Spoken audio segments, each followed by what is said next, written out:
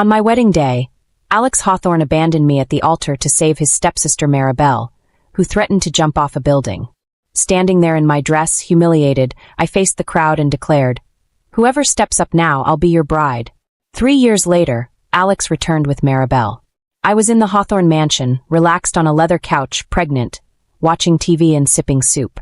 Alex's eyes locked on my belly. "Whose bastard is that?" I smiled. "It's a Hawthorne child." He yanked me up. "You slut.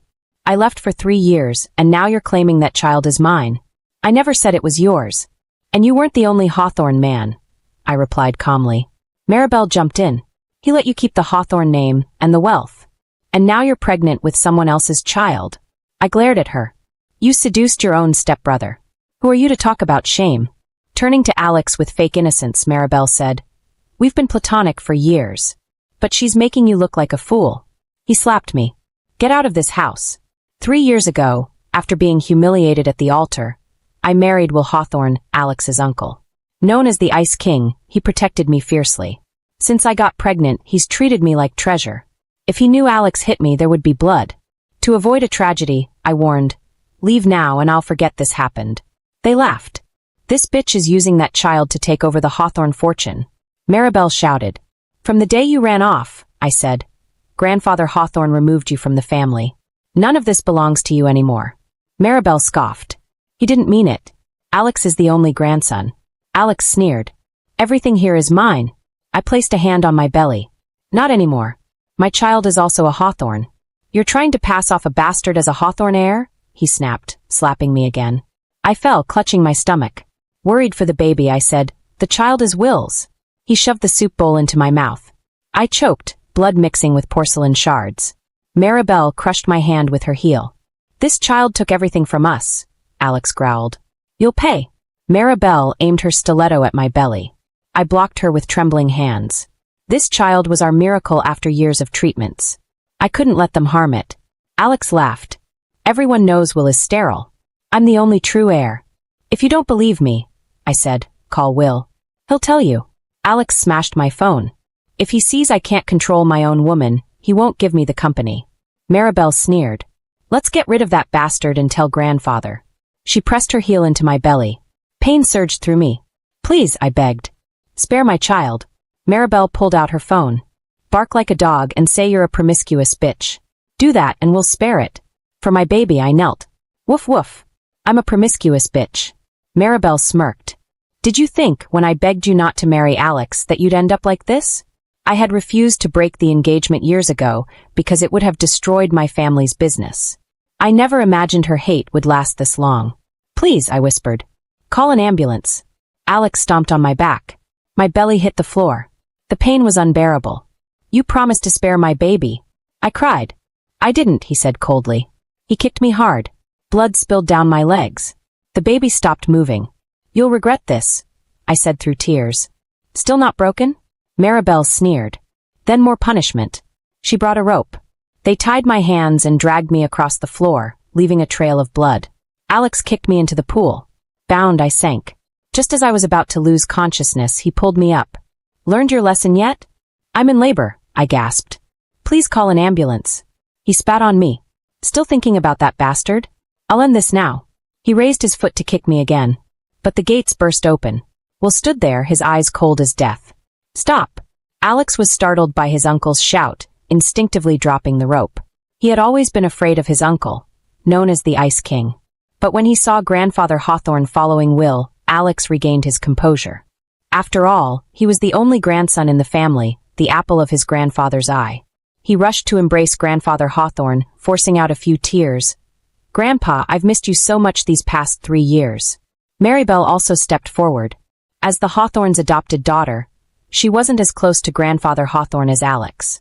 She stood to the side and said, "Grandpa, Alex and I know we were wrong. Alex has decided to come back and continue the wedding with Sophia. We just didn't expect," Alex added with a resentful tone. "We didn't expect this slut to be so shameless, cheating on me and getting pregnant with a bastard, trying to pass it off as a Hawthorne child. But don't worry, Grandpa. I've already taken care of the bastard in her belly. The Hawthorne name won't be disgraced." Hearing this, Grandfather Hawthorne pushed Alex away and finally saw me, barely alive by the pool. Will ran to my side, his hands trembling as he untied the ropes binding my limbs. Seeing the blood flowing from my lower body, even his voice shook. Sophia, how are you? I looked at Will, tears streaming down my face. Will, the baby, save the baby. Grandfather Hawthorne stared at the scene in disbelief. He raised his cane and struck Alex hard. You beast! What have you done? Alex dodged while glaring at me resentfully. Grandpa, that bitch Sophia used the Hawthorne name to cuckold me. She's fooled you and Uncle Will. I never touched her, that child in her belly isn't mine. Maribel chimed in. That's right, Grandpa. Alex and I just got back to the Hawthorne house today. Her belly is already 6 or 7 months along. It must be some bastard child. Grandfather Hawthorne struck Maribel with his cane. The child in Sophia's belly is not a bastard. It's a Hawthorne descendant. Alex shouted. Grandpa, that's impossible. I never touched her. Will picked up my bleeding body and kicked Alex to the ground, his eyes full of murderous intent as he looked at him and Maribel. If anything happens to the child in Sophia's womb, I'll have your lives. With that, he carried me hurriedly to the hospital. Alex was so terrified by his uncle's killing intent that he didn't dare breathe. After Will left, he took a deep breath and looked at his grandfather. Grandpa, has Uncle gone mad? How can he threaten my life for that promiscuous woman and her bastard child? Maribel whispered beside him. Alex, could this all be a plot by Sophia and Uncle Will?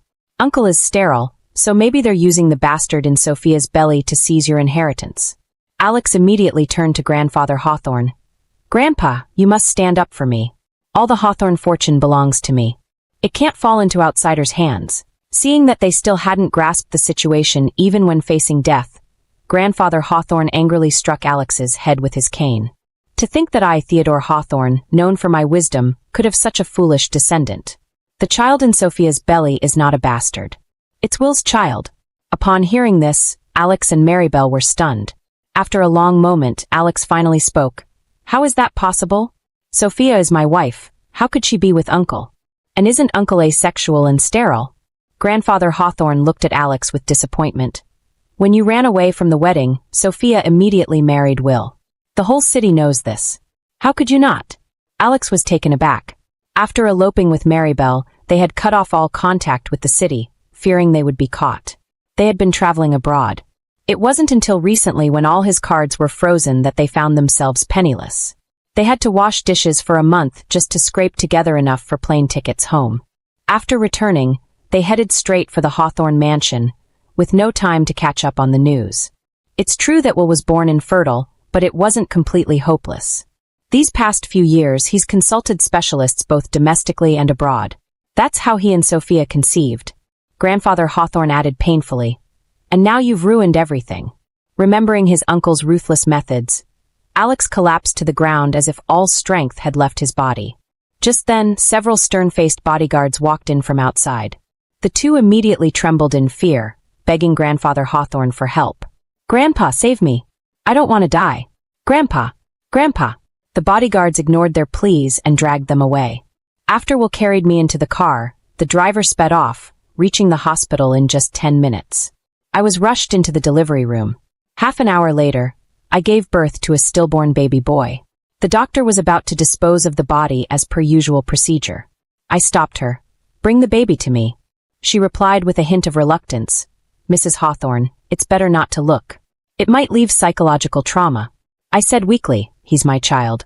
No matter what, I should see him off one last time.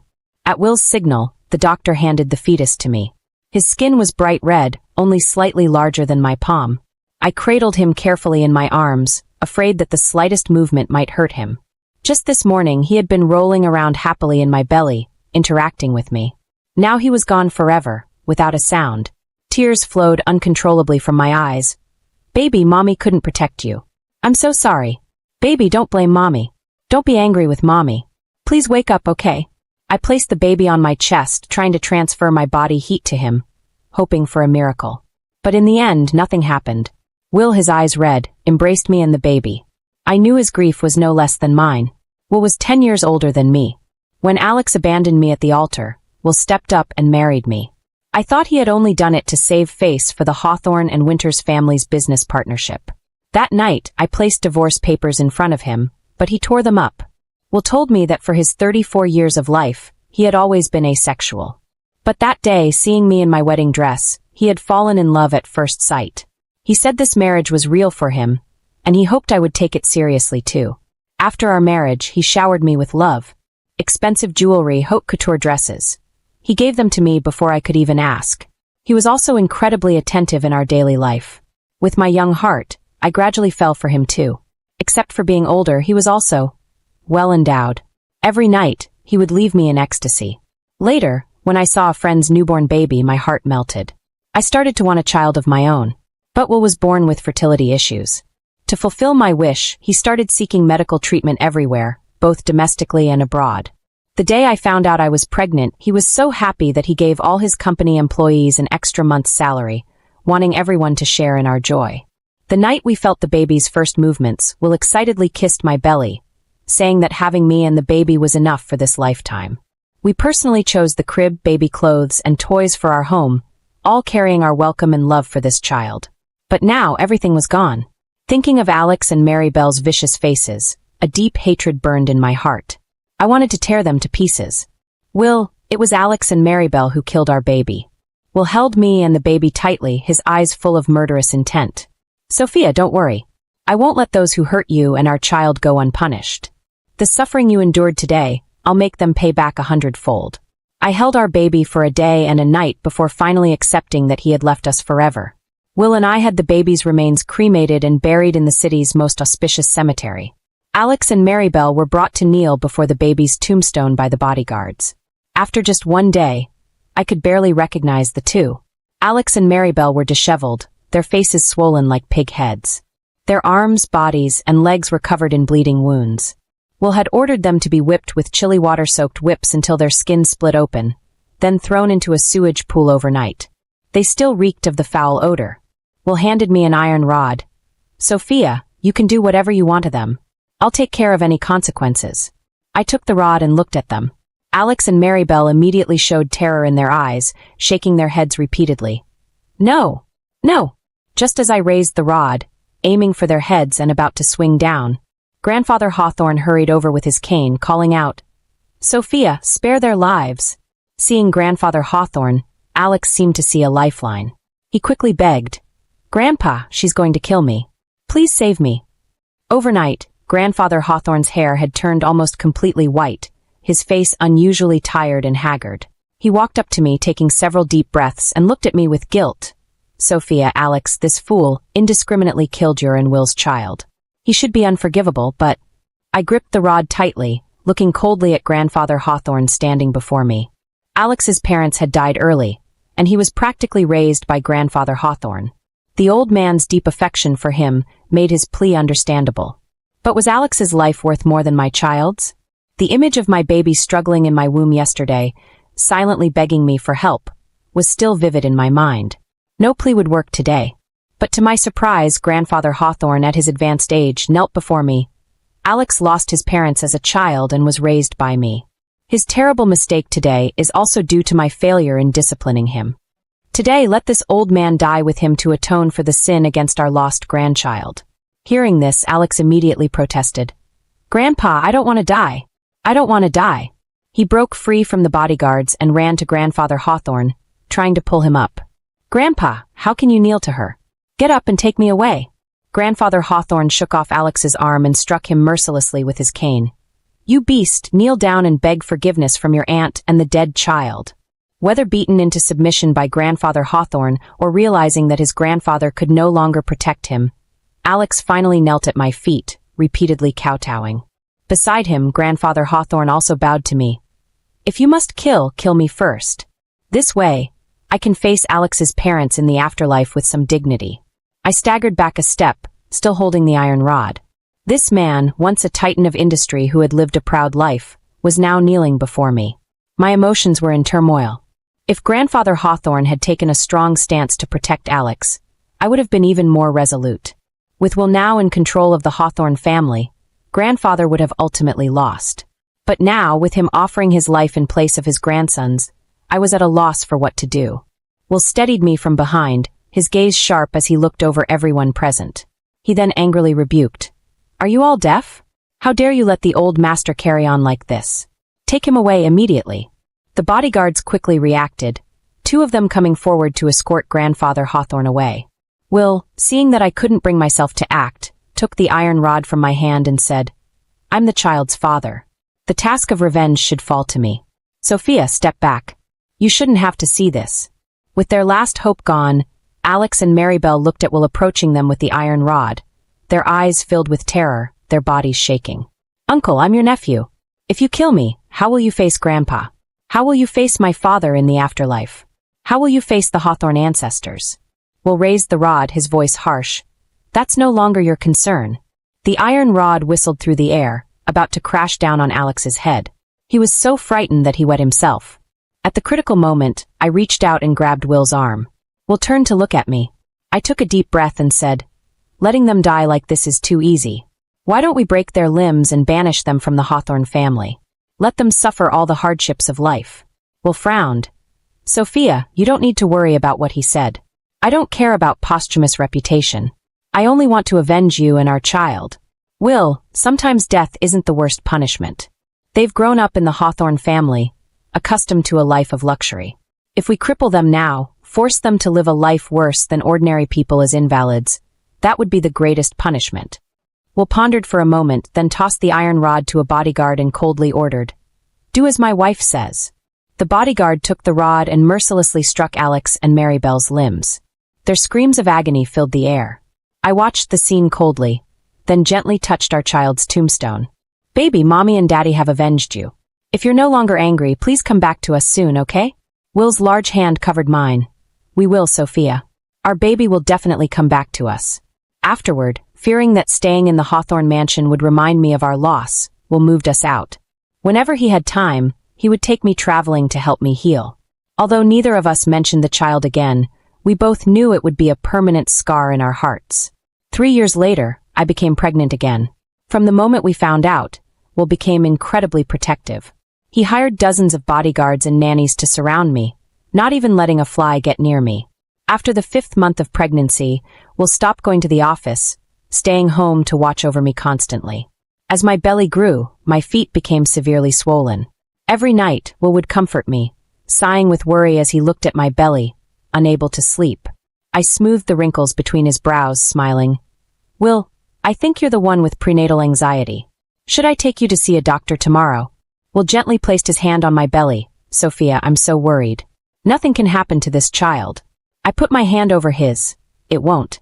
This time, our baby will definitely come to us safe and sound." Soon after, I safely gave birth to a boy. Only then did the pain of losing our first child finally begin to fade for both Will and me. We held the baby's 100th day celebration at the city's most luxurious hotel. Just as Will and I got out of the car with our baby, a shabbily dressed man with a twisted gait rushed towards us. Before he could reach us, he was stopped by a wall of bodyguards. At first, I thought he was a beggar. Considering it was a joyous day, I was about to have someone take him away and give him some food and necessities. But when he spoke, I realized this man was actually Alex. "Uncle, Aunt, now that you have a new child, please let me return to the Hawthorne family. I truly know I was wrong. Please let me come back." After Alex and Maribel were crippled, they didn't receive timely treatment, leaving them both severely disabled. The hardships of the past few years had worn Alex down to a beggar-like state. Countless times in his midnight dreams, he regretted believing Maribel's lies and choosing to run away from the wedding. Maribel had married a man in his 50s 2 years ago, leaving Alex behind. His physical disabilities and dire living conditions had made him contemplate suicide numerous times. The only thing that kept him going was the hope that if Will and I had another child, we might show mercy and let him return to the Hawthorne family. And he had finally waited for this day. Will looked at him coldly and said, "Sparing your life was already a great mercy. Returning to the Hawthorne family? Keep dreaming." Then he ordered the bodyguards to throw Alex out. This action completely shattered Alex's hope of returning to the Hawthorne family. He went back to his rented room and committed suicide shortly after. When we received this news, Will and I were playing with our child. After a moment of contemplation, Will still ordered someone to collect Alex's ashes. Alex Hawthorne, the final confession. I was the favorite grandson, the heir to the Hawthorne legacy. The name, the fortune, everything was supposed to be mine one day. But on the day of my wedding to Sophia Winters, everything fell apart. Maribel, my stepsister, threatened to kill herself. She was on a rooftop, crying, saying she couldn't bear to see me marry someone else. I hesitated, not because I loved her, but because I felt responsible for her. I chose to save her. I left Sophia at the altar, believing I could explain later, that she would understand, that she would forgive me. But when I returned 3 years later, everything had changed. Sophia was pregnant, sitting on the Hawthorne mansion's couch like she owned the place. She smiled at me with disdain and said, "It's a Hawthorne child." That burned me to my core. Will, my uncle, the cold, distant man who had always lived in the family's shadow. He married her, my fiancée, and got her pregnant, despite being sterile? Impossible. I couldn't accept it. Rage blinded me. The humiliation, the jealousy, the thought of losing everything to them, all of it tangled with fear. Fear that grandfather would realize I wasn't worthy of inheriting anything. So I acted like a monster. Violence. Cruel words. I tried to force the truth out of her. But it wasn't truth I wanted. It was control. It was wounded pride. Maribel egged me on. She hated Sophia too. Maybe even more than I did. But things got out of hand. When Will showed up, I knew it was over. Not just because he was powerful, but because in his eyes I saw something I never had, real love. When I saw grandfather push me aside and run to Sophia, everything I was shattered in that moment. And when the truth came out, the child was indeed Will's. My uncle, the sterile man, had won. They let me live, but they took everything. The inheritance. The name. My body. We were tortured, beaten, humiliated in front of a child's grave. One who died because of me. And still I thought that maybe, one day, they might forgive me. 3 years later, when I saw they had another child, I gathered the courage to ask. Not for the fortune. Just a place in the family. A corner. A shred of dignity. But Will looked at me like I was trash. He said, "Rejoin this family? Keep dreaming." I was thrown out like a dying dog. That night, I sat on the bed of the filthy room I rented with my last bill. I looked at my useless hands, my crooked legs, my disfigured face. No one would ever recognize me as Alex Hawthorne again. Not even me. And so I wrote this confession. Not to justify my actions, but to say the love I wasted is what destroyed me. If you're reading this, I may already be gone. But I hope that Sophia someday finds peace. And that he protects this new child. The way I should have. Goodbye, Alex Hawthorne.